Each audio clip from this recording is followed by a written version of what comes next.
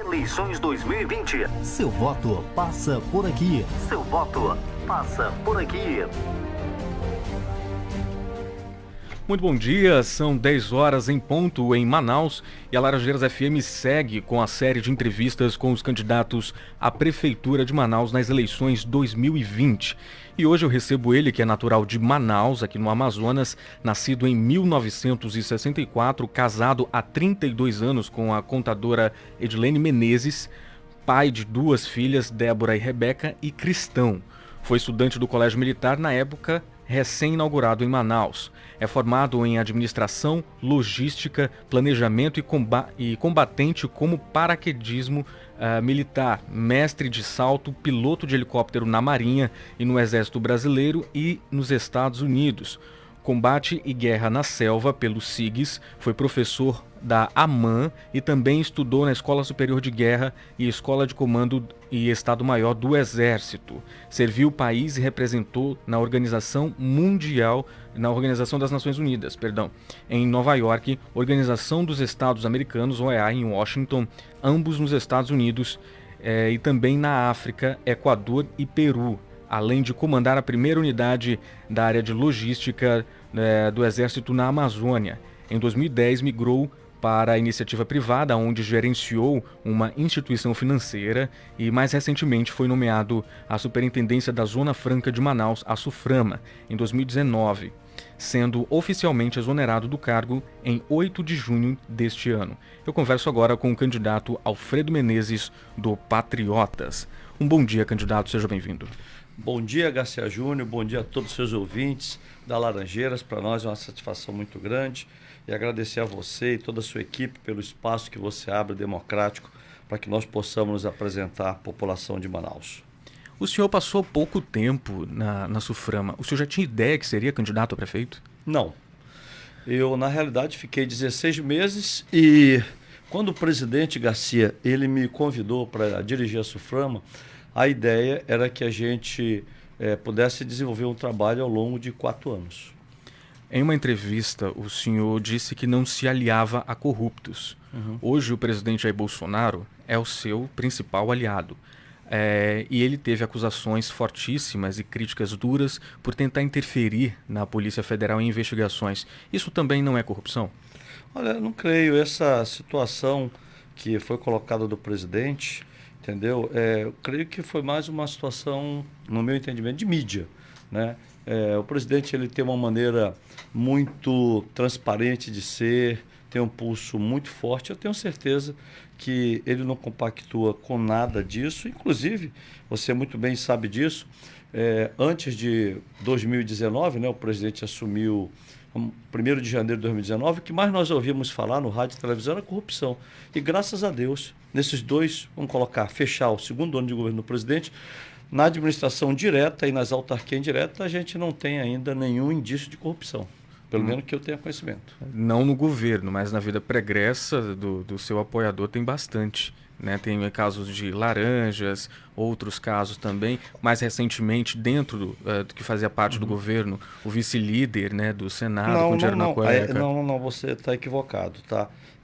O vice-líder do Senado, isso foi muito bom você falar, vice-líder não é uma função, é aquele negócio, tá no governo. Mas o vice-líder do governo, do que você se refere do Senado, seja do Senado ou da Câmara, não é uma função escolhida pelo presidente. É uma função política escolhida pelo partido político. O partido escolhe o vice-líder, né? Hoje, para você ter uma ideia, esclarecendo o povo da cidade de Manaus, o presidente tem 15 vice-líderes na Câmara Federal e um líder, né? E no Senado ele tem 4 vice-líderes do governo, escolhido pelos partidos políticos e não por ele. Isso faz parte do processo democrático. Então o senhor fala que o presidente não tem uma relação direta assim, com o Congresso para essas escolhas? Não é que ele não tenha. Não é o presidente Bolsonaro, é qualquer presidente. Isso faz parte do processo lá no Legislativo. Todo partido, ou grupo de partido, ele tem que escolher um vice-líder para representá-lo, né, nas votações. E também um vice-líder do governo.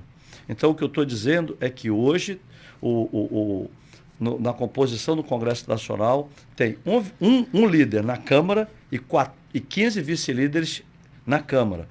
E no Senado Federal tem um líder, que é um senador, e 4 vice-líderes. Esse que você se referiu, que estava envolvido em processo de corrupção, é um vice-líder, que foi escolhido pelo partido e não pelo presidente. O senhor tem uma relação muito próxima com o presidente Jair Bolsonaro. Sim. Antes de se declarar candidato, houve alguma conversa com o presidente nesse sentido? Perfeito. Na realidade, sendo bem claro com você, eu...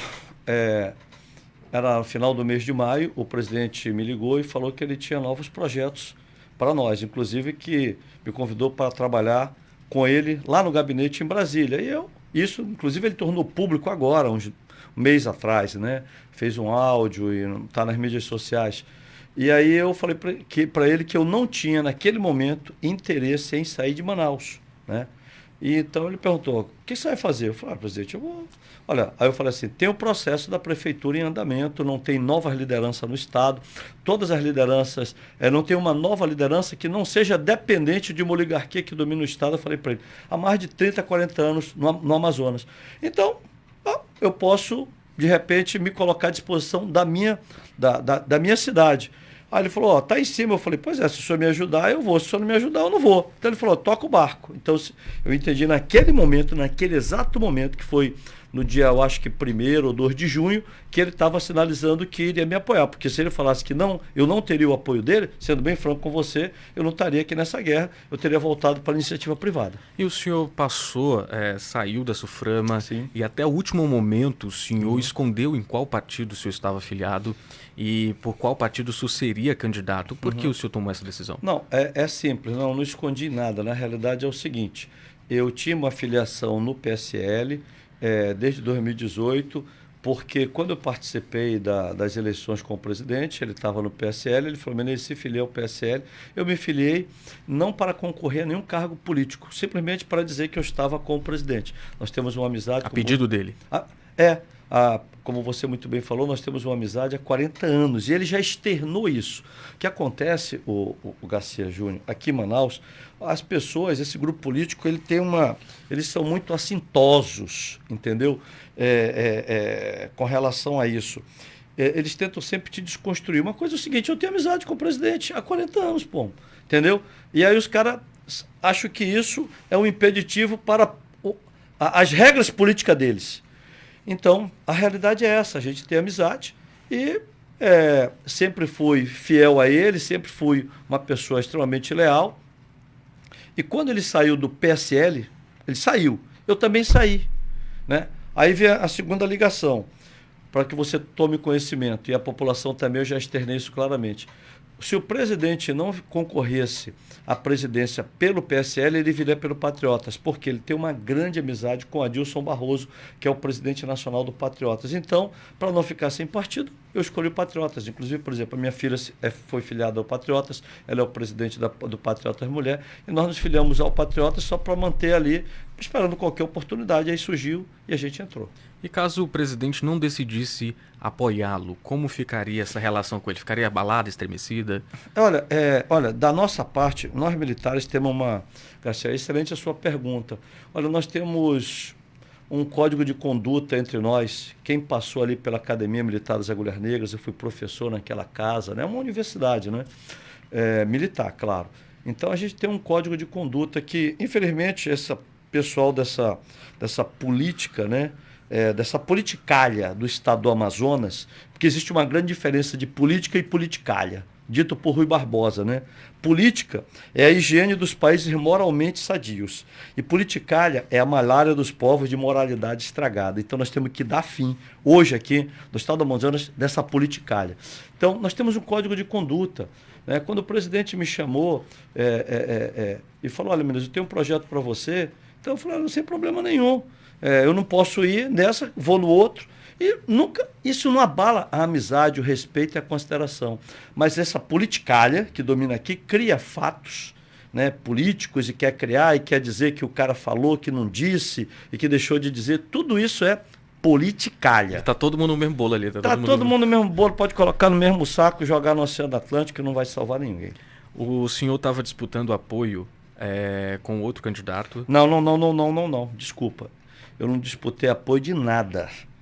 Eu vou deixar bem claro onde você Então perguntou. não houve nenhum... Nunca criado por essa politicalha. Exatamente isso. Você é um jornalista político, né? Pelo que eu estou entendendo, tem experiência nessa área. Eu nunca pedi nada de ninguém, nunca concorri em nada com ninguém. E vou logo colocando para você fazer a pergunta assim, dentro do seu poder discricionário, claro, do seu livre-arbítrio. Quem criou isso foi essa politicalha. Eu estou na minha, concorrendo à prefeitura, eu tenho uns ajustes com o presidente da República, ele falou que iria me apoiar, e eu estou na minha. Eu estou na minha aguardando ele falar. Os outros candidatos oportunistas se dizem bolsonaristas, e aí começa esse mimimi. E essa politicalha vai criando fatos políticos para dizer, não, o cara está concorrendo, ele também é de direita, ele não sei o quê. Esse que você ia nominar, e você fica à vontade para nominar, você tem que ver quem está por detrás dele, quem foi que elegeu ele, quem foram os dois políticos que mais aportaram na campanha dele. Você vai ver que não tem bolsonarismo, é só oportunismo, entendeu? Então, eles estavam concorrendo e querendo o apoio do presidente. Eu estava tranquilo na minha. E foi criado esse clash, né, essa briga aí. Eu estou na minha aqui. O presidente Garcia, você vai ver, ele que se pronunciou sobre a minha pessoa. Ele falou inicialmente assim, olha... Eu tenho um candidato em Manaus, ele já tinha combinado isso com a gente. Olha, o candidato em Manaus é um coronel do Exército. Olha, o coronel careca, é um careca. Aí no final ele falou semana passada, é o coronel Menezes. Por outro lado, essa politicalha, o que eu me refiro, fica. Não, o camarada aqui ele está competindo com outro que está competindo. Não, eu não estou competindo com ninguém. Eles estão dizendo que querem apoio do presidente. O presidente está falando da gente. O senhor acha que isso mostra essa liberdade que o Bolsonaro tem de escolher além da política, já que o outro candidato exerce uma função no Parlamento Federal? Escolhida pelo partido e não pelo presidente. Sim, sendo que ele é vice-líder do governo e o senhor não exerce nenhuma função política, no entanto. Eu acho que essa pergunta é excelente. Veja bem, ele foi escolhido pelo partido dele para ser vice-líder do governo. Essa é uma coisa. O partido tem poder discricionário para escolher qualquer deputado, entendeu? Escolheu ele. Isso é uma coisa, certo? E como ele não é único, são 15 dito pelo presidente na penúltima live dele. Eu estou falando dito pelo presidente porque o presidente falou isso. Olha, eu tenho 15 vice-líderes deputados. E aí esse pessoal tenta colocar como o cara sendo único, escolhido inclusive pelo presidente, que não foi pelo a vice-liderança da Câmara, é escolhida pelo partido. Usando como marketing, para dizer que é mais próximo do presidente. Exatamente isso é disso que eu estou me referindo. O senhor recebeu apoio, né, na última semana do presidente Jair Bolsonaro. No entanto, antes da eleição, falava-se muito, Bolsonaro vai decidir a eleição municipal em qualquer município que ele apoiar alguém. Mas recentemente o presidente disse que não tem tempo para campanha. A sua campanha, segundo as pesquisas, ela não decolou tanto, mesmo com a declaração do apoio do presidente. O senhor acha que isso se tornou de um modo surpreendente, o apoio do presidente inexpressivo? Não, eu quero discordar em partes da sua argumentação, tá? Deixa eu te falar. Há 90 dias atrás, vamos colocar assim, você fique à vontade. Há 90 dias atrás, a população de Manaus não sabia quem era o coronel Menezes. Ninguém sabia. Podia ser que... Nós fizemos uma pesquisa, 2%, 1% sabia que... é o cara da Suframa. Então, de 90 dias para cá, hoje, se você pegar qualquer pesquisa, por mais que eles escondam os dados que nós temos, nós estamos acima de 6%. Na realidade, os números que nós temos beira os 8,5%, 9% com as margens de erro. Essa é a realidade. Então, para um cara que há 90 dias atrás, que não era conhecido, e até quinta-feira passada, vamos colocar esse espaço de tempo, tá? Não tinha presidente na jogada. Então o cara sai de 0, vamos colocar para 8%, 9%, você me desculpa a franqueza, mas é muita coisa. Competindo com políticos aí, outros tradicionais que estão aí, que eu não vou nem nominar para não fazer propaganda deles, que estão muito abaixo do meu percentual, eu vejo que é muita coisa. Aí quinta-feira passada agora, nós estamos hoje com 5 dias, 4 dias, né? O presidente fala assim, o meu candidato é o Coronel Menezes. E hoje, eu falei com ele, falei, presidente, a nossa campanha começou no sábado, com a carreata, depois que o senhor falou que o seu candidato sou eu. Falei isso aqui gravado com ele hoje de manhã. Então, agora começou a campanha. Então, eu não posso aceitar quando você fala assim, não, mas você teve apoio do presidente e a campanha não decolou. Primeiro, eu fiz a campanha chegar até aqui sem apoio nenhum do presidente, porque ele não falou nada explicitamente. Inclusive, esse grupo fica falando, não, o cara não falou, ele disse que era, mas não disse, o outro disse, mas não é. Enquanto o cara não fala assim, é o Garcia Júnior, aí o cara fala assim, mas ele não vem em Manaus, ele está fora. Sempre cria uma desconstrução. Então, eu vou falar assim, o que eu comentei com o presidente hoje de manhã, às 6 horas da manhã. Eu falei, te falando informalmente, falei, presidente, para mim a campanha começou sábado, porque nós fizemos uma baita carreata, com mais de 600 carros em Manaus, percorrendo a Zona Leste, Norte e terminando na Zona Oeste de Manaus, Garcia. E fruto exatamente da declaração que o presidente deu na quinta-feira espontânea. Então, para mim, agora a campanha começou. Agora vai. Agora vai. E dentro desse, por exemplo, aí você fala assim, ó, o presidente tem a maneira dele ser, e a gente tem que respeitar isso, né? Cada um dentro do seu quadrado. Por exemplo, no início da nossa carreata, né? Ó, o presidente fez uma live com todos os participantes, nós fizemos isso, ele colocou lá, falou, desejou boa sorte, falou que nós éramos um bom candidato, aquele negócio todo dele, normal. Então, quer dizer, para mim é participar, né? Aí o cara, não... Devido às circunstâncias também, na pandemia e tudo. E também tem isso também, eu concordo plenamente com você. Mas nós temos surpresas pela frente. Mas aí, o senhor fala, a campanha começa a partir de agora. Essa pesquisa de consumo interno, que o senhor tem esses dados que o senhor acabou de falar, o senhor está no páreo pelo segundo turno ali? Nós não temos dúvida nenhuma. Nós não temos dúvida nenhuma disso. Entendeu? Olha, aquele negócio, se você reportar o ano de 2018, o presidente tinha 8 segundos de televisão. Eu falei, presidente, eu estou melhor do que o senhor, porque eu tenho 16. Eu já recebi 60 representações na Justiça Eleitoral, não entrei contra ninguém. Então, eles estão mais incomodados com meus 16 segundos do que eu com eles com os 30 minutos deles. Ao deixar a Suframa, o senhor recebeu uma acusação. Na verdade, quando o senhor estava na Suframa, o senhor recebeu uma acusação de que havia contratado a empresa de um amigo por 3,6 milhões de reais. Né? Em uma nota oficial, a Suframa, na verdade, afirmou que foi um pedido do Tribunal de Contas da União, que essa versão foi desmentida. Quem mentiu? A Suframa ou o TCU? Não. Aí, na realidade, deixa eu te falar, ali eu me lembro bem, foi feita uma nota pela nossa assessoria, e todo o pessoal que está nos escutando na Suframa sabe disso, não foi uma determinação do TCU. O que aconteceu foi o seguinte, início do governo, todo governo é assim, todo ano é assim na realidade, início de governo também, havia uma redução de corte de 30% do orçamento, aquela guerra do descontingenciamento, né? E nós, obedecendo esse critério do governo, fomos fazer um mapeamento dos nossos contratos para verificar os contratos que nós podíamos cortar algumas coisas. E chegou nesse contrato aí, era um contrato de uma empresa que está há 15 anos na Suframa. Tá? E aí, esse contrato ele tinha um empenho global e, por exemplo, me lembro agora os valores exatos, 250 mil por mês, significa o seguinte empenho global, né? Desse caso. Se ele era para reforma. Isso. Então, se ele reformasse, se ele colocasse um prego, ele ganhava 250. Se ele colocasse um prego e uma lâmpada, também 250. Se não colocasse nada, ele ia receber 250.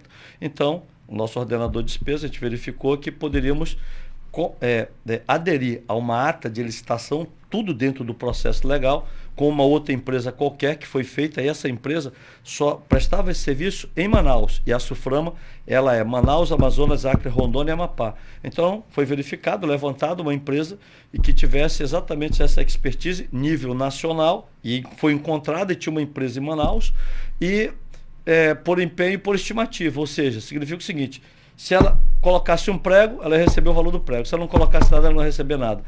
Economicidade, foi esse o princípio utilizado para recursos públicos, uma economia muito grande, e aí foi feito isso, e aí alguém ficou incomodado. Mas olha bem, os órgãos de controle estão verificando, nós não temos nada a dever. O processo está correndo. Correndo normal. Ainda. A denúncia foi feita por uma pessoa desqualificada, que tem injunção política sobre esse assunto, então deixa correr, vamos ver o que dá. Mas qual a sua relação com o empresário? Uma relação que eu tenho com ele, hoje, depois disso daí, a gente teve, claro, conhecimento, entendeu? A pitada da cereja do bolo foi que foi colocado que era meu amigo. E outra coisa, o contrato, e você sabe disso, que você é jornalista, foi feito de 3,6, porque é o valor mensal vezes 12. Mas não foi gasto nada disso. Na realidade, essa empresa fez somente uma obra na Suframa. O senhor chegou a ter uma proximidade grande com o prefeito de Manaus, Arthur Vigílio Neto. Sim. Foi conversado alguma coisa sobre apoio nas eleições? Deixa eu te falar. Falando do homem público, Arthur Vigílio Neto, né, eu tenho o maior respeito pela pessoa pública do prefeito. Né? Ele é homem público, tem uma carreira política, tem uma história no estado do Amazonas, na cidade, no Brasil. No Brasil, foi ministro, entendeu? Então, ele sempre me tratou com respeito, com deferência. Todas as vezes que eu ligava, pedindo até algumas orientações com relação à Suframa, como ele via, ele sempre foi extremamente gentil, educado, me atendeu, como ele me ligava também. Exatamente dessa maneira. E ficamos por aí. Sempre. E a nossa relação hoje continua extremamente respeitosa. Mas não se tornou uma relação política de tentar engatar uma aliança ali de alguma coisa? Não, a gente conversava normal, né? Ele sabe que nós estávamos... Ele sempre falou que a gente participava de uma nova liderança, né? Que, né, quem sabe no futuro, mas conversa no sentido lato sensu da Até palavra. porque sempre teve essa tensão com o presidente, né? Entre a prefeitura e o governo federal. Não vi. Eu acho que isso daí é mais recente. Quando a gente começou na Suframa, e eu quero agradecer de público, né? Sempre agradeci e vou continuar agradecendo. Nós tínhamos aí 150 milhões de reais de uma verba de emenda parlamentar, que há 8 anos o distrito estava uma cratera lunar, vamos colocar bem franco, o dinheiro estava aí e ninguém dava uma destinação para isso. E quando eu assumi, o prefeito gentilmente reuniu com a gente e nós decidimos asfaltar. Então, foi exatamente isso. O senhor falou do homem público, Arthur Vigílio Neto. E agora o administrador de Manaus, Arthur Vigílio Neto. Olha, aí tem algumas coisas que a gente precisa, né? A cidade tem algumas carências. Então, aí já é uma outra situação. Mas detalhe essa outra situação. O que o senhor, como o senhor vê isso? Veja bem, tem todo o trabalho, né? Sempre deixa as suas, por exemplo, uma coisa que eu não concordo, vou ser bem franco, são algumas declarações, o prefeito agora recentemente falou que não tem um buraco em Manaus. Eu não concordo com uma declaração dessa. Eu estou percorrendo Manaus, entendeu? A gente respeita, mas não concorda, porque não tem cabimento o que ele está falando, né? Outra coisa... Travado na beleza, foi lindo. E outra coisa, por exemplo, ele queria fazer um lockdown de 2 semanas para resolver o problema da Covid em Manaus. Eu discordo completamente disso, porque a Covid nós vamos ter que conviver com ela, vamos colocar até nos próximos 12 meses. Enquanto não se encontrar uma vacina definitiva no mundo, nós vamos ter que conviver com a Covid como convivemos com outras doenças, tomando os devidos cuidados, cautela, dentro de protocolos, mas não é fechando a cidade por 2 semanas, como ele queria fazer, mais ou menos, não me lembro agora, um mês atrás, que iria resolver o problema, não é isso? Então, eu também discordo. Então, são essas coisas que a gente tem o livre-arbítrio de concordar e discordar, mas a gente respeita. No âmbito da administração pública, que nota o senhor daria para a atual administração? Eu daria um 6. Tudo isso? Eu daria. Mas justifica agora a sua resposta. Não, veja bem, nós temos que dar a César o que é de César, entendeu? Tem secretarias que tiveram assim um desempenho razoável. Agora teve outras que não fizeram absolutamente nada. Então eu estou tirando uma média. Entendeu? Mas aí é uma questão de gestão do gestor central, do prefeito. Mas claro, é o que eu estou falando para você. Na sua equipe, é o que eu digo. O que está faltando na prefeitura? Foi 2 coisas. Gestão e ação de comando.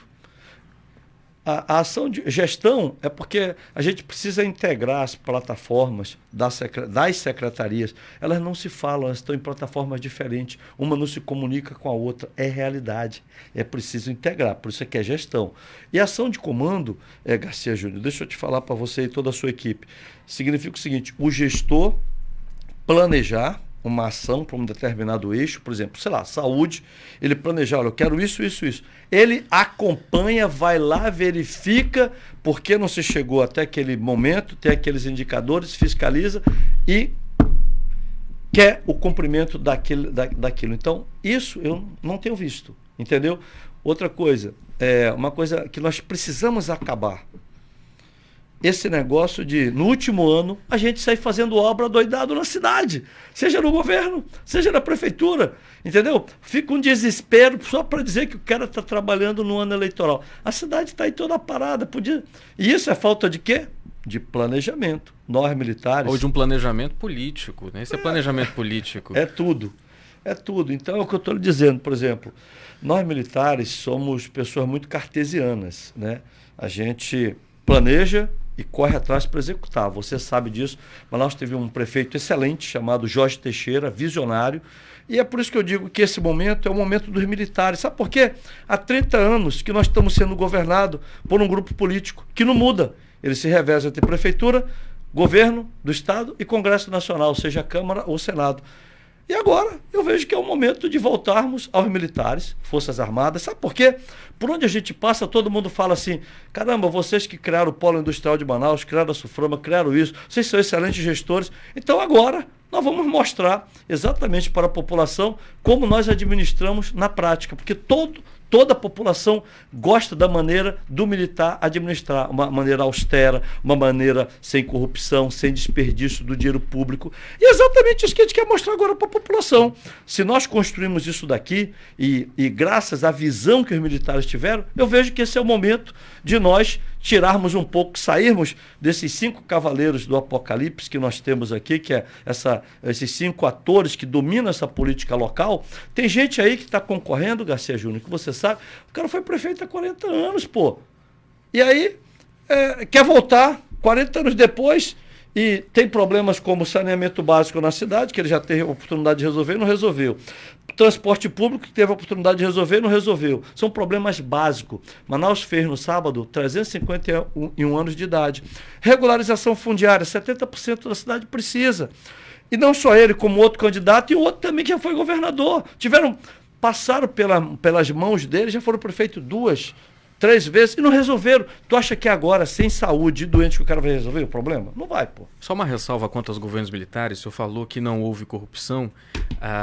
Dados. Não falei isso, não. Você me desculpa, eu falei o seguinte. O senhor acabou de falar. Eu falei o seguinte, que a gestão dos militares, entendeu? Nós temos uma gestão visionária. A corrupção, ela está no Brasil instalada desde o dia que os portugueses pisaram aqui. É uma questão cultural. A gente só tem que minimizar, né? Em todo segmento não tem santos. Toda regra tem exceção e a exceção existe por causa da regra, tá? Então a gente tem que deixar isso muito claro. Não tem vestal. Vestal só no céu. Então, o senhor admite que todo governo tem ali as suas falhas. Os governos militares também tiveram as suas. Tiveram as suas. E tem que, nesse momento, trabalhar para corrigir. Perfeitamente, concordo. Os militares deixaram uma dívida externa muito grande, promoveram um arroxo salarial, né, que é o congelamento dos salários dos trabalhadores. Então, isso tudo tem que ser corrigido para que não se repita. Concordo contigo. Agora, todas essas regras que beneficiam o trabalhador brasileiro foram criadas nos governos militares. E por que agora a presidência da República caça tudo isso, quer caçar tudo isso? Não, engano seu, não é dessa maneira. O que aconteceu no Brasil, e começou isso, graças a Deus, no governo Temer, foi que houve nos últimos 30 anos, por causa de ideologia, né, uma criação de muitos sindicatos, muitas coisas que deram um empreguismo, colocaram... digamos assim, lotearam o Estado. O Estado ficou inchado. E aí, nessa parte do trabalho, o governo Temer, temos que dar a César o que é de César, veio e deu uma cortada aí muito, muito séria nisso, melhorou muito as relações de trabalho, até porque o empresariado, ele tinha grandes prejuízos. A carga tributária nossa, na parte trabalhista, é extremamente elevada, né? Vamos dar a César o que é de César. E a gente conversando com o empresário, ele foi extremamente prejudicado. Então, eu vejo que... Foi demonizado, né? Muito obrigado pela palavra. Foi demonizado. Então você aqui, ó, você tem o teu negócio, né? Você é empresário, você arrisca, você sai para correr atrás para poder gerar emprego, renda. Então, melhorou muito, no meu entendimento, melhorou muito. Caso o senhor não consiga ir ao segundo turno, qual candidato o senhor apoiaria? Nenhum. Primeiramente, quero dizer para você que tá aí, eu tenho uma equipe que trabalha diretamente comigo, né? Eu quero dizer que eu, na realidade, sou cabeça de tudo. Minha área é planejamento, né? Meu mestrado, doutorado nessa área, estratégia, tudo. E militei muito tempo na área de logística.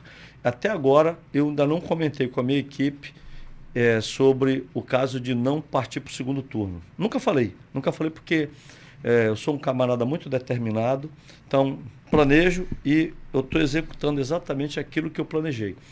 E ainda não pensei, quero dizer isso claramente para você, mas eu decidi uma coisa comigo. Eu tenho um caminho, né? Deus está no controle e te digo o seguinte, se eu, por acaso, tiver um percalço, que eu não acredito, estou falando isso com a maior serenidade possível, olhando nos seus olhos, eu não vou apoiar ninguém. No dia seguinte, passado 2 dias, vou agradecer a todo o meu time e vou descansar, é o que eu vou fazer. E seguir o baile, isso. né? E é isso daí, voltamos para votar no dia 29. E que candidato o senhor não apoiaria de maneira nenhuma? De maneira nenhuma. Aquele nem vindo pintado de ouro, vindo com Alfredo Nascimento. todas as soluções do mundo. Alfredo Nascimento, de maneira nenhuma. Mas o senhor pode justificar a sua resposta? Claro. Alfredo Nascimento, ele é um não pagador de promessas. Ele prometeu a BR-319, né? Deixa eu te falar uma coisa. Vamos falar e foi ministro, né? Vamos falar assim, claro. Um país, uma cidade, tem 2 coisas básicas para que ela possa se desenvolver. Infraestrutura e energia. O estado do Amazonas teve 2 ministros. Um nas Minas de Energia, outro na infraestrutura. E nós continuamos desse jeito. Isso é vergonhoso para nós. Entendeu? Então, um ministro da infraestrutura, não estou falando, um ministro, e que ele sabe a importância de uma BR. E depois ele vem com mimimi agora, dizer que mimimi, é inaceitável. Tendo sido superintendente, prefeito de Manaus, sabe a importância de uma ligação terrestre do estado do Amazonas e do estado de Roraima para com o restante do Brasil, não é um cara qualquer, é um ministro. E por 2 mandatos. E o que ele tem que afirmar, entendeu? Ele não tem que dizer que foi o prefeito mais bem escolhido, sei lá. Ele tem que dizer que foi demitido por indício de corrupção do governo mais corrupto do Brasil. Isso que ele tem que assumir publicamente. Ele tem que assumir publicamente isso. Então, a BR, ele não entregou. 319, sendo ministro, por 2 mandatos. Não foi 1 mês, foi 2 mandatos. E ele foi demitido pela Dilma por indício, entendeu? Então aí o resto não me cabe. Estou falando o que a mídia colocou. Depois, como prefeito, ele prometeu o Expresso, nada. Depois ele prometeu aqui a Nova Veneza, nada. E aí, o maior apoiador dele prometeu o BRT, também nada. Então ele é um não pagador de promessa. Eu sentiria, se fosse ele, vergonha de estar me candidatando, de colocar a cara nessa eleição. É vergonhoso. Ele tinha que estar em casa, descansando, tratando da família dele, preparando para o restante da vida. Acabou, isso é vergonhoso. Não se admite uma pessoa com um currículo desse ainda ter a ousadia de se colocar à disposição da população. É simplesmente assim. Entendeu? Eu não teria essa cara de pau. Entendeu? Eu não teria essa cara de pau. Mas, é o que eu te falei, existe a política e a politicalha. Muito bem, então, uma pausa para uma água. Nós estamos aqui recebendo nos estúdios da Laranjeiras FM o candidato Alfredo Menezes, do Patriotas, ele que é candidato à Prefeitura de Manaus nas eleições 2020. Vamos falar agora de propostas. Candidato, no seu plano de governo, o senhor fala de construção de um centro específico para portadores de necessidades especiais. Sim. Que projeto é esse? Olha, assim, nós mapeamos que Manaus, um nicho que tem crescido muito, são crianças especiais. Vamos colocar assim, começar com crianças, né? Então, hoje nós temos a nossa população 2.200, 2.200.000, 2,5 milhões, vamos colocar. Então, cresceu muito nos últimos anos essa parte do crianças com deficiência visual, auditiva, autista, PCD, né? E essas crianças merecem uma educação especial. E hoje nós temos um centro de atendimento à criança especial localizado ali na rua Maceió. E aí, todos nós sabemos que a maior necessidade na Zona Leste e na Zona Norte de Manaus se encontra aí 1 milhão de pessoas. Então nós escolhemos, estudando com a minha equipe, implantarmos um centro desse na Zona Norte, já tem, inclusive está aí no plano de governo, e outro na Zona Leste, para que a gente possa atender esse público mais de perto. E diminuir essa latência que há, né, essa diferença de atendimento, até porque a educação especial ela deveria ser incorporada à educação do município. É exatamente isso, é esse sentido que a gente está vendo, viu, Garcia? E nós mapeamos isso e nós queremos dar uma atenção. Exatamente. O senhor não acha que colocar a inclusão, além de promover esses centros específicos para pessoas especiais, mas colocar, admitir vagas para pessoas especiais em escolas normais, com os profissionais capacitados, um modo de inclusão também? Eu não tenho dúvida nenhuma disso. Só que a gente precisa preparar o Estado, né? O Estado que a gente fala, seja a Prefeitura, a União ou o Governo do Estado, para isso, porque tem que ter toda uma equipe, né, de psicólogos, técnicos especiais, o pedagogo que faz o planejamento disso, tudo alinhado, mas a ideia é exatamente essa. Hoje a Prefeitura de Manaus tem alguns meios, né, algumas estruturas já prontas que não são utilizadas. O senhor tem alguma proposta para isso? Não, quando nós estudamos esse tema, nós sabemos que nós podemos, veja bem, contratar profissionais, vamos colocar dessa maneira, especializados nisso, para dar essa educação, conforme você colocou, que essa é a necessidade da população. Então, para atender de maneira imediata, nós decidimos colocar o centro de atendimento especial. Porém, onde nós queremos chegar é exatamente nisso daí. Fazendo toda essa inclusão. Com certeza, que é o que nós merecemos, que é o que o cidadão precisa, né? Agora, nós tivemos muita cautela, só aproveitando um gancho, não só nesse item, como também todos os outros, porque nós criamos 3 cenários econômicos para a partir de 1º de janeiro de 2021. Por isso que nós não fomos assim, diretos, assim, olha, vamos fazer isso, porque depende da economia. Hoje, por exemplo, o dólar está aí 5,7 alto, então a gente tem que ter muita cautela com relação a isso. Graças a Deus, devido ao polo industrial de Manaus, a nossa economia ainda está andando muito bem. Como dizia o slogan de um candidato de antigamente, prometer não cumprir é pior do que mentir, né?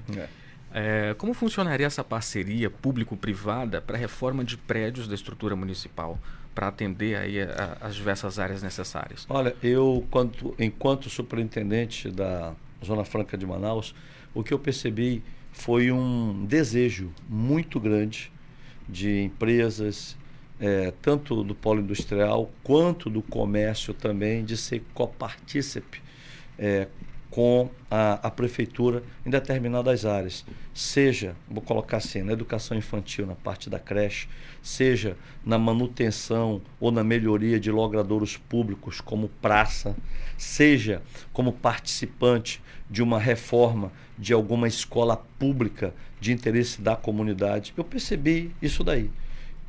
Por outro lado, eu também percebi que não houve, segundo algumas conversas que tivemos, uma política de Estado por parte do poder público municipal no sentido de atrair esse pessoal para conversar, né? Aproximar e definir isso. Então, o que nós queremos? Nós queremos como existe em qualquer país do mundo, né? Aquele comércio, aquela empresa, ela toma conta da praça que está na frente dela ali, faz a manutenção, participa com... visitei aí vários países, por exemplo, quando eu fui na Coreia visitar a fábrica aqui da Samsung lá, em determinados bairros onde tinham fábricas da Samsung, a própria Samsung, todo exemplo dela, né? Tomava conta de praça, de creche, fazia creche para o seu pessoal. Então, é esse tipo de parceria. Agora, eles vão investir quando eles perceberem que realmente não há desperdício público nem corrupção por parte do agente diretor. Falando de educação, o senhor defende a militarização das escolas municipais? Não, eu acho que essa pergunta sua é excelente, tá? Eu não diria militarização, eu vou trocar e vou explicar.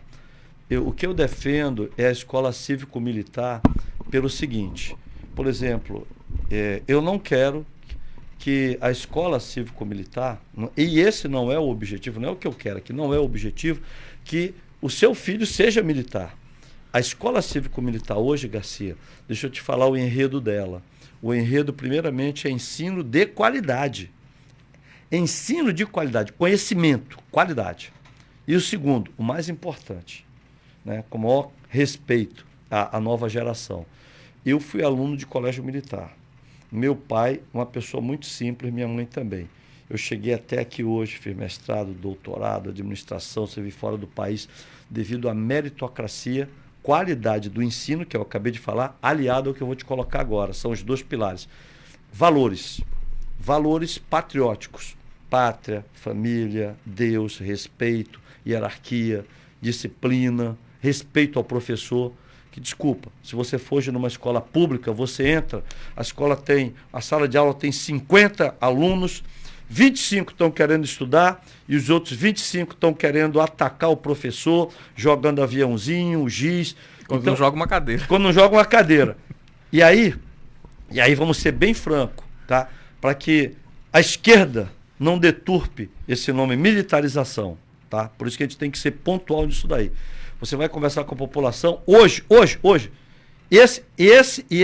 Essa pessoa que falou comigo não vai me deixar mentir. Aonde da manhã, nós estávamos numa quadra, ele falou assim, eu quero que meu filho me ajude a eu colocar o meu filho no colégio militar. Eu falei, olha, não é eu que tenho que lhe ajudar. O senhor tem que fazer com que o seu filho se prepare, faça o concurso público e entre.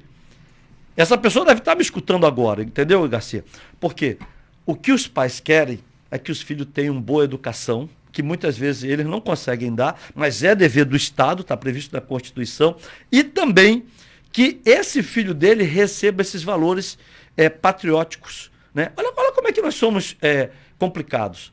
A gente vai para os Estados Unidos, aí você entra ali em qualquer rua, qualquer estado americano, mas todo mundo quer ir logo para Miami, para ir lá para Orlando, aí o cara vem numa rua daquela assim, tipo Altar Mirim, cheio de bandeira de 10 em 10 metros. O cara, nossa, que bonito. Aqui se tu colocar a bandeira do Brasil do estado do Amazonas, o nego quer te quebrar. É falta de valores. Se você chega para um jovem hoje de 16 anos e pergunta quantos e quais são os símbolos nacionais, ele pensa que você está chamando ele de palavrão. Então, se você não conhece, não tem amor ao teu país, não valoriza aqui a tua cultura, que você é caboclo, que você é filho de índio e tem orgulho de ser chamado de caboclo, porque aí tem gente que, né, coça o nariz. Ó, caboclo, não sou caboclo, não. Claro que é, cara. Você é daqui, índio, você é caboclo, né? Entendeu? Não, então, nós temos que ter orgulho disso. A nossa cultura ela é muito rica. É disso que a gente está falando, desses valores. O colégio militar serve para isso. Então, por exemplo, no meu tempo, que era o tempo do teu pai, né, que eu conheço, quarta-feira nós tínhamos, 7 horas da manhã, hino nacional, levanta a bandeira. Aí o governo de esquerda entrou, acabou com tudo isso. Aí você fala militarização, dá a ideia que a gente quer pegar a criança, dar a chicotada nela, a força, raspar o cabelo para ser militar. Esquece isso. Eu não concordo com isso. Então não é militarização. É aquilo que eu tive. O professor entra na sala de aula. Você quer ver uma coisa? Eu fui no Japão. Qualquer solenidade civil, qualquer uma solenidade, meu amigo, da mesma maneira que tem um deputado, o empresário, o profissional liberal de destaque, o presidente de uma associação, chega um professor, ele fica do lado da maior autoridade. Ele é responsável pelo futuro desse país. É exatamente isso que nós queremos fazer na Prefeitura de Manaus. Dar a valorização do mestre e colocar isso reconhecidamente nas escolas. Na saúde, o senhor defende a criação de um programa que dispõe da entrega de remédios, eu não entendi muito bem, mas acho que a domicílio... Remédio em casa. Remédio em casa. Né? Como funcionaria isso? Seria entregue mesmo em casa? É em casa mesmo, é isso mesmo. Isso foi uma ideia inovadora do doutor Anuar Samad, que vai ser o nosso futuro secretário municipal de saúde. Ele foi convidado por vários governos, nunca aceitou. É um homem extremamente preparado. E aí, o que ele fez? Garcia, eu vou aproveitar e vender um produto. Em um segundo, como é que essa política, essa praxis desse grupo político que está dominando o Estado há mais de 40 anos trabalha? Eles fazem um plano de governo qualquer, por um marqueteiro, entendeu? E aí faz aquelas coligações malucas, como xinga o cara nessa... O cara que ele xingou na última eleição é o cara que ele está com ele agora. Aí começa essa xinga danado. E quem paga o pato é o consumidor, é o cidadão, é o eleitor. Sabe por quê? O cidadão paga o pato porque recebe serviço público de má qualidade e promessa não cumprida. E aí vamos colocar. E aí ele chega para você, que é jornalista, e te dá, e você faz parte do grupo político dele, eu espero que você não faça, né? E aí perdeu, e ele joga você como jornalista para ser o secretário de saúde, porque você faz parte do grupo, não tem nada a ver com aquilo.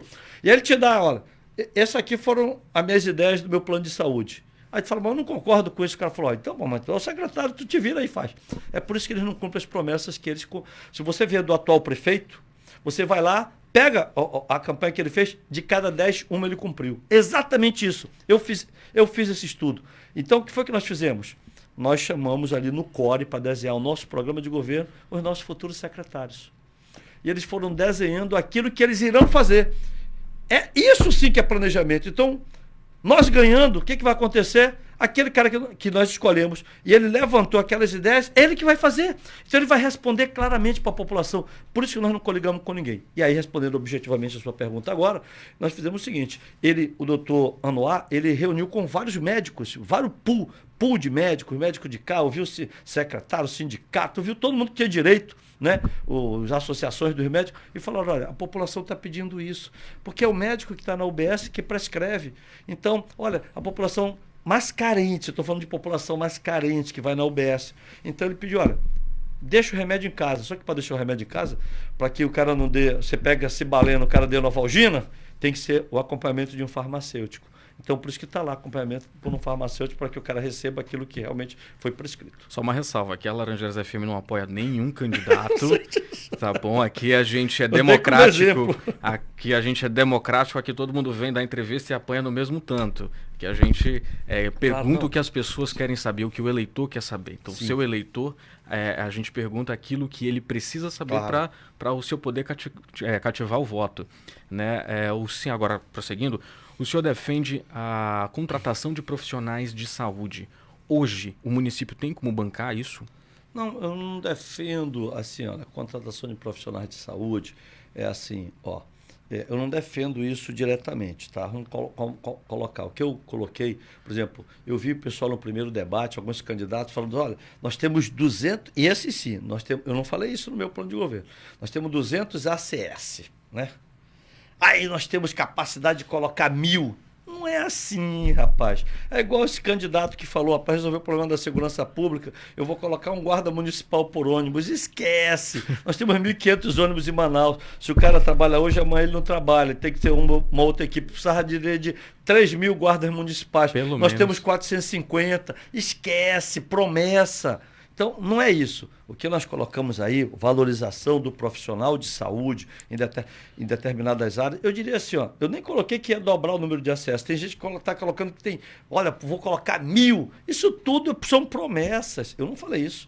Falei o seguinte, nós vamos valorizar o profissional de saúde, vamos criar aí a carreira, estamos fazendo estudo para a carreira de estado de enfermeiro e médico. Claro, saúde foi nós fizemos uma pesquisa e o que mais a população pediu em ordem de prioridade, número 1, foi saúde, Garcia Júnior. Então, o que nós fizemos? A saúde precisa ser contratado novos profissionais, nós não temos dúvida disso não, entendeu? Precisa, mas uma coisa eu te digo também, precisa exaurir a capacidade dos profissionais que nós temos na área de saúde. Ainda muito pode ser feito, parceria principalmente, por exemplo, enquanto médico que está no seu último ano, principalmente nas universidades públicas, eles podem começar a participar desse processo, bolsas de estudo, entendeu? E é nessa direção que nós vamos caminhar. Falando agora de mobilidade urbana, Pois não. Qual a sua proposta para reduzir os engarrafamentos de Manaus? Excelente pergunta. Né? Olha, o que nós visualizamos? E isso está no nosso plano. Primeiro, nós vimos que a prefeitura como um todo, ela focou muito no eixo principal. Ou seja, vamos colocar assim, sentido norte e sul da cidade, né? Liga ao T1 ao T4, vamos colocar. Focou sempre no eixo principal, mas esqueceu as vias secundárias. E aí nós estudamos considerando, repito, já falei, não vou repetir, aquela situação financeira, pequenas obras que a gente consiga dar fluidez ao trânsito nas vias secundárias. Então, aí nós temos aí 4 passagens de nível em locais extremamente estratégicos, que é um complexo, né, lá na Bola do Produtor, porque a cidade está crescendo, todos nós sabemos, para a Zona Norte, para a Zona Leste, e vai continuar crescendo, não temos como fugir disso. Então, nós vimos que atacando as vias secundárias, certo? E também essa grande obra é o que a gente pode se comprometer. E o resto, nós colocamos aí também um programa de melhoria da mobilidade urbana, que é o Promurb, que nós queremos integrar o IMU, né, que era o antigo Manaus Trans, a Seminf e o Implurb. Então, esses 3 órgãos, eles precisam ser reformatados. E trabalhar em conjunto. Nas funções dele, para trabalhar com sinergia para a mesma área. Eles estão trabalhando dissociado. Vou dar um exemplo, por exemplo, o Implurb hoje. O Implurb, ele planeja, fiscaliza e executa. Ele não tem segregação de função. Então, o cara que planeja não pode executar. Ou então fiscalizar aquilo que ele planejou nessa área aí. Então, alguém tem que fiscalizar por ele para ver se realmente aquilo está dando corretamente. E algumas funções se sobrepõem entre a Seminf e o Implurb. Então, aquilo que eu falei, o que está faltando? Me perguntaram, gestão e ação de comando. Então, essas coisas precisam ser ajustadas. O senhor acabou de falar da construção de 4 grandes obras, né, da mobilidade. Passagem de nível. Passagem de nível. nível. São obras médias, não são grandes. Grandes só tem uma, que é o complexo lá da Bola do Produtor. Mas seria possível concluir em 4 anos? Não, sim, olha bem, e tudo isso nós fizemos o orçamento, Garcia, tá?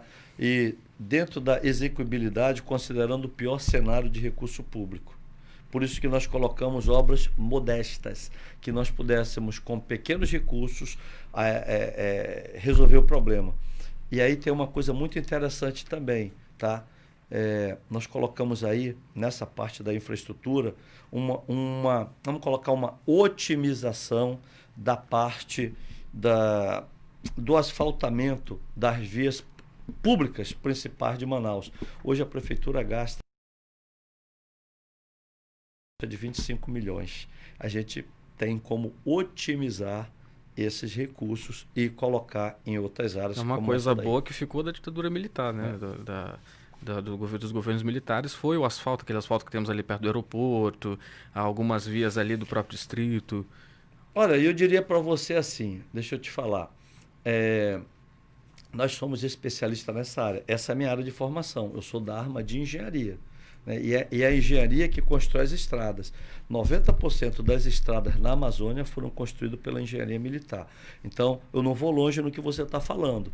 Eu acho que há uns 7 anos atrás, no primeiro mandato ainda do atual prefeito, né, aquela parte todinha da Ponta Negra foi asfaltada pela engenharia militar. E está lá até hoje, sem buraco, no bom sentido, asfalto de qualidade, está tudo lá. Então, claro, a gente quer chamar para parceria e nós vamos convocar o Exército para nos ajudar, para dar esse tom de qualidade nas nossas obras. Na segurança pública, o senhor defende integrar a Guarda Municipal ao sistema de segurança? Não tem como, você tem que fazer isso. Não tem como. Preste atenção. Nós fizemos uma pesquisa, voltando, eu falei agora, quando eu lancei minha pré-candidatura, fiz uma pesquisa. O que o Manauara quer? Nessa ordem de importância: saúde, transporte público de qualidade e segurança pública. Então a gente percebe que a população, de uma maneira geral, ela não quer saber aonde começa e onde termina a responsabilidade do governo ou da prefeitura. Agora a gente sabe, nós aqui, e a população está nos escutando, vamos colocar assim, se a gente falar em segurança pública de uma maneira geral, vamos colocar hoje 90%, vamos exagerar, do Estado e 10% da Prefeitura. A Prefeitura são os logradouros públicos, mas o que a gente pode contribuir? Primeiro, você tem que inserir a tua tropa, no caso a Prefeitura, a tropa da segurança pública como um todo e fazer um ajuste de conduta com o governo do Estado para trabalhar em conjunto. E isso até agora ninguém nunca pensou. Então, é isso que nós pensou e faltou vontade de fazer. Eu concordo com você. Faltou ação de comando, vontade para fazer. E aí, para você inserir esse guarda municipal, estou falando de hoje, nesse contexto da segurança pública, a primeira coisa, nós temos que reestruturar a Guarda Municipal. Segundo, tem que capacitar e treinar esse novo guarda municipal. Terceiro, tem que dar o poder de polícia a esse guarda municipal. E quarto, você tem que criar uma cela de guerra, uma war room, ou seja, é um centro de comando e controle onde você possa integrar exatamente a sua com o do Estado. E aliando tudo isso, eu diria, indo mais além, colocar um sistema de vigilância passivo. Né? Porque existe na segurança a segurança ativa e passiva, colocando para o seu público, explicando para as pessoas mais simples. A segurança ativa é quando você contrata um segurança, uma pessoa para estar lá na frente da sua casa. E a passiva é quando você coloca um sistema de vigilância, tipo uma câmera, ou seja, não tem ninguém, mas está sendo vigiado. Então, é exatamente isso que nós pensamos em fazer, porque hoje 70% de Manaus já tem a fibra ótica. O senhor defende, também só para a gente encerrar aqui, o senhor defende a desburocratização da máquina pública. Na prática, como isso ia funcionar? Simples, ação de comando. Você vê hoje, por exemplo, vou colocar numa área que era minha, as empresas do Polo Industrial de Manaus, todo ano elas precisam fazer, né, vamos colocar assim, um update, né, das suas instalações, aí entra uma série de associações, CREA, entra licenciamento ambiental, quando você quer abrir a tua empresa aqui, precisou do licenciamento da SEMAS, precisou da licença do Implurb. Meu amigo, é uma dificuldade enorme. E aí, é exatamente isso que a gente quer. A gente quer passar a mentalidade de que, olha, esse investidor, esse empreendedor, ele precisa ser a cereja do bolo, porque ele está empregando pessoas. Então, a gente quer quebrar todas essas regras aí. Vamos dar uma nova formatação para SEMAS, vamos mudar ali o Implurb, algumas coisas, por isso que está lá. Se você ver aí, dá uma lida no que nós colocamos na SEMAS, uma nova roupagem administrativa, gestão de processos. Nós queremos desburocratizar, automatizar, informatizar. Então, é exatamente isso, deixar... Modernizar de um modo geral. Modernizar. Eu coloquei esse termo. Porque eu fiz isso lá na Suframa.